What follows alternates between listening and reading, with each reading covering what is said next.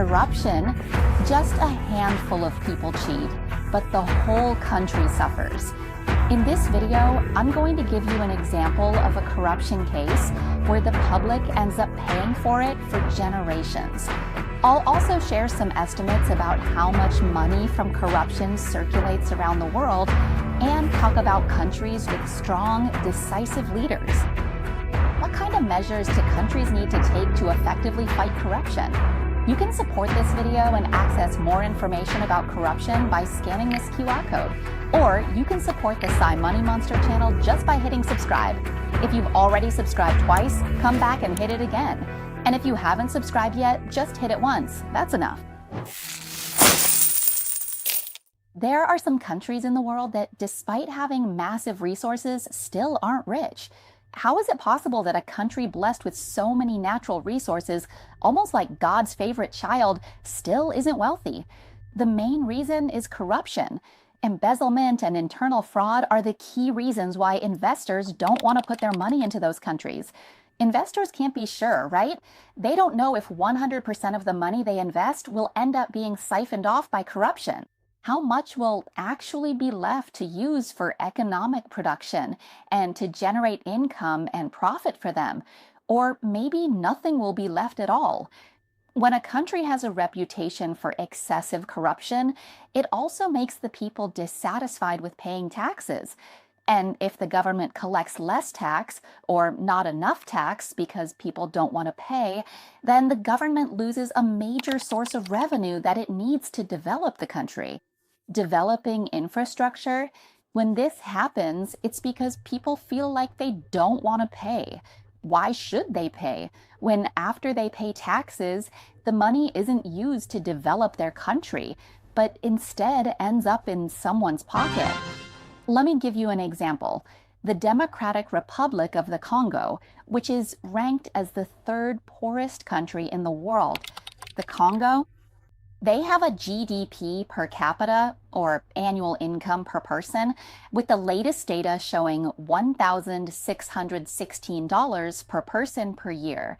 That means each person earns about 55,000 baht per year. The average daily food expense is about 150 baht per day. And in the Congo, 71% of the population is considered to be living in extreme poverty. Can you believe that back in 1950, Congo was once the second most industrialized country in Africa, only behind South Africa? The Democratic Republic of the Congo is considered a country with an abundance of resources, so much so that it's like God's favorite child. They have everything: rare minerals that are in high demand today, oil, natural gas, and Congo also has cobalt, which is a crucial mineral used in battery production, and high-tech devices of today. So the resources that Congo has aren't just diamonds, They have resources that the world needs right now, and not just any resources. These are extraordinary. Take a look at cobalt, for example. If you look at the world's cobalt reserves, you'll see that Congo is the country with the most cobalt in the world by a huge margin, like it's not even close. Congo alone has as much as 3,500,000 tons of cobalt ore, and according to data from carboncreditmarket.com, cobalt, 63% of the world's cobalt is mined from Congo, which means it already takes up 73% of the global market share. Bloomberg even ran a headline back before EVs really took off, back in 2017, saying that the world that's shifting to EVs will have to rely on Congo. Congo has an abundance of natural resources, so much, in fact, that if Congo could trade and sell its resources at standard global market prices, it wouldn't just be the richest country in Africa, it could be the richest country in the world. But the reality is the complete opposite. Congo is actually one of the poorest countries in the world. Congo used to be a Belgian colony and gained independence in 1960, but that was also the year when Congo stopped developing and actually started to regress because of corruption. Congo's corruption perception score is extremely low.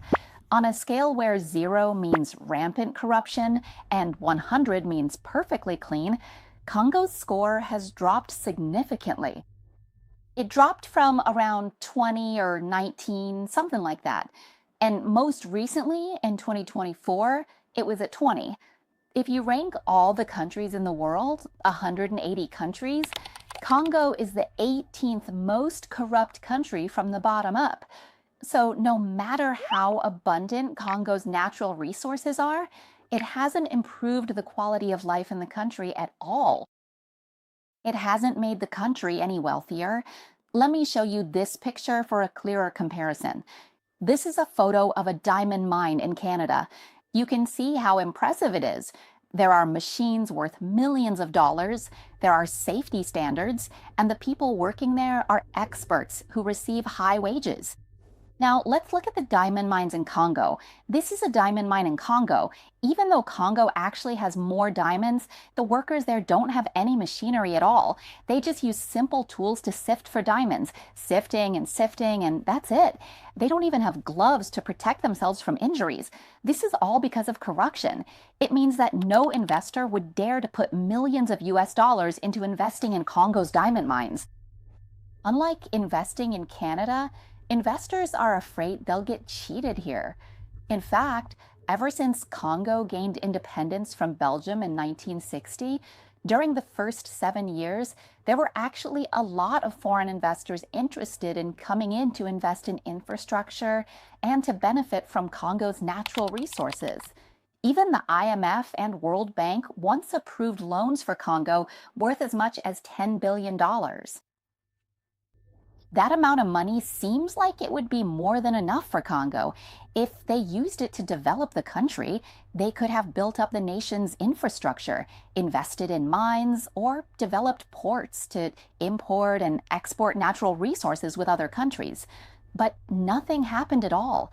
And the IMF and World Bank even approved a second round of loans for Congo, this time as much as $12.3 billion. But that was the last time, because when the IMF gave out the loan, they sent in officials to provide advice on what needed to be done and pressured the government to take certain actions. However, it wasn't very successful because the IMF officials found that the ruling authorities of Congo had absolutely no intention whatsoever of making the country wealthier. They had no intention of improving the lives of the people or making them more prosperous. Because, as they saw it, rich people are significantly more difficult to keep under control. So, a continuous cycle of extreme poverty became the heavy price that the people of Congo have had to pay, passed down from one generation to the next, even though they had absolutely no involvement whatsoever in the deep-seated corruption of their government officials. Let's take another country as an example, shall we? Which country would you like to hear about? Well, let's go with this one, Brazil. Brazil once went into a recession, a severe economic downturn, during 2015 to 2016. The GDP dropped by 3.5% because of a major scandal involving money laundering by a car wash company called Car Wash Scandal. It was one of the biggest corruption and money laundering cases in history. It even affected 12 neighboring countries. This recession actually started with a state-owned enterprise, or a government company called Petrobras. Petrobras was huge. It accounted for 10% of Brazil's GDP. Investigations found that Petrobras had accepted massive bribes, really huge sums, in exchange for exclusive government contracts, even though later on those responsible had to go to jail, and Petrobras was fined billions of dollars. But in the end, it was the people who had to pay the price again. Because of Petrobras's problems, hundreds of thousands of people lost their jobs. At that moment, Brazil's unemployment rate shot up from 8% to 13.9%. The economy immediately slipped into a recession, with the GDP declining. See, just a handful of corrupt people can bring down the whole country. But let me tell you, there's both good news and bad news. Which one do you want first? The good news is you don't have to worry about being lonely. The bad news is corruption happens everywhere in the world. According to data from Anti-Financial Crime Conference, or AML, reported in 2023, there is a huge amount of dirty money, or money from illegal activities, circulating around the world, up to $3 trillion. That's even more than the GDP of some major countries. The number one source of dirty money is corruption. In every region, it ranks first. In the Americas, money from corruption reaches as high as $653 billion. In Europe and the Middle East, it's $613 billion. And in the Asia Pacific region, wow, corruption is even higher than anywhere else at $690 billion. So the total amount of corruption money circulating around the world is $1.95 trillion. Now, let's take a look at how much corruption actually happens around the world. According to data from Transparency International, which scores 180 countries worldwide on their level of corruption, or rather, their lack of corruption. The scoring criteria, as I mentioned earlier, is that a score of 0 means rampant corruption, while a score of 100 means completely clean, no corruption at all. So whether a country passes or fails is determined by the midpoint, 50 points. It turns out that as many as 1/3 of the countries in the world fail, scoring less than 50 points. And when you add up all the scores from the 180 countries and calculate the average, it turns out that the world as a whole, the average score for the 180 countries around the world is 43 points, which means that, on average, the whole world is failing when it comes to corruption. So you don't have to feel bad if, say, an expressway collapses, or a city street caves in, or a government building falls down, and the public can't really hold anyone accountable or demand answers. Other people are probably dealing with the same thing. Stuff like this really depends on the leadership. If one day you're lucky enough to get a leader who's really determined to crack down on corruption, things would probably get better then. For example, Sai mentioned the leader of a country named Nayib Bukele, the president of El Salvador.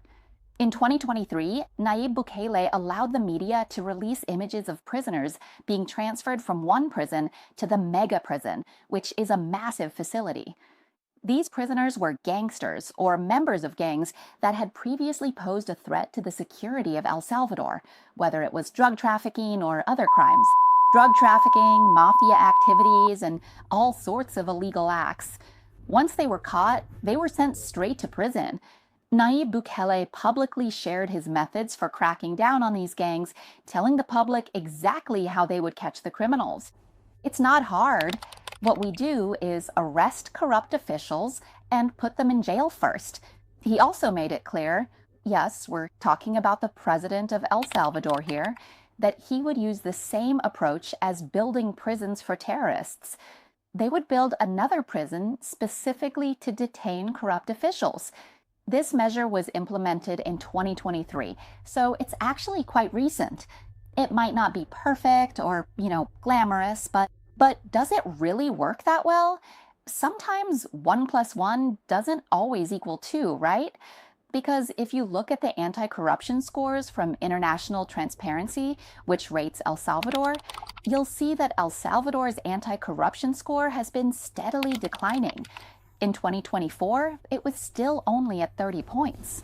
Here's another example. There's another leader who has cracked down on corruption very aggressively. Corruption equals execution. That's the case with President Xi Jinping of China.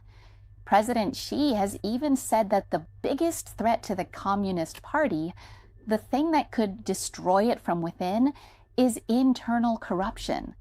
According to a BBC report titled The Great Purge under Xi Jinping, in the first 5 years after President Xi took office, there were officials, about 1.34 million people, both high-ranking and low-ranking, referred to as tigers and flies, were removed from their positions on charges of corruption and disciplinary violations.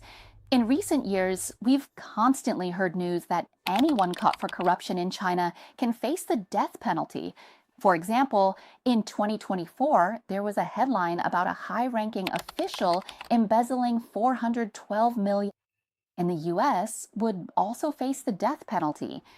President Xi Jinping once said that the way to stop politicians, capitalists, and government officials from committing corruption is to make them pay with their lives. This means that China started this measure a long time ago, and it seems to be effective. So let's take a look at the results of China's anti-corruption campaign, which began in earnest in 2013. So how did China score? It turns out that China's anti-corruption score has gradually improved, little by little. By 2024, it reached 43 points, right at the world average, but it's still considered a failing grade. Now, finally, let's talk about Thailand. We all want to know how Thailand is doing in terms of anti-corruption scores. Well, Thailand's score has also been inching up, little by little, just like China's. But actually, it's been going down. By 2024, our score is at 34, which is way below the average.